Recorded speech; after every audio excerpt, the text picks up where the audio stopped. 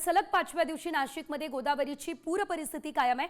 नाशिक शहर आणि परिसरामध्ये पावसाची संततधार सुरू आहे। या संदर्भातली अपडेट घेऊयात आमचे प्रतिनिधी अभिजित सोनवणे यांच्याकडून। अभिजित, आपण पाहतोय नाशिकमध्ये गेल्या 4 ते 5 दिवसांपासून खरं तर पाऊस सुरू आहे आणि पाणीसाठा सुद्धा 43% पुढे गेलाय। सध्याची काय परिस्थिती आहे गोदापात्राची?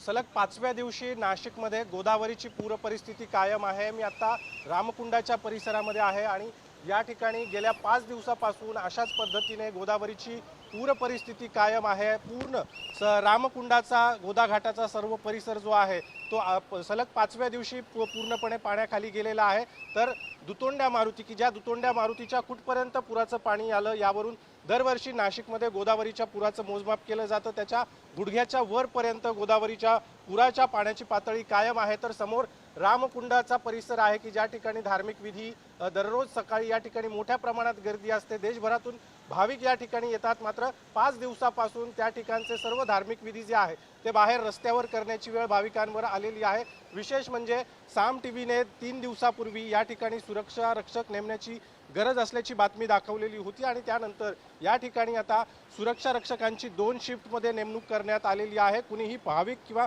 पर्यटकांनी पाण्यात जाऊ नये, पुराच्या पाण्यामध्ये जाऊन स्टंटबाजी करू नये यासाठी प्रशासनाकडून संपूर्ण खबरदारी सध्या घेतली जाते। संपूर्ण गोदा घाटाचा परिसर जो आहे तो 5व्या दिवशी पाण्याखाली आहे। गंगापूर धरणातून 4000 क्युसेक वेगाने गोदावरी नदीपात्रामध्ये अभिजित, साम टीव्हीच्या बातमीचा इम्पॅक्ट देखील आपल्याला बघायला मिळाला आहे। धन्यवाद तुम्ही दिलेल्या सर्व सविस्तर अपडेट्ससाठी।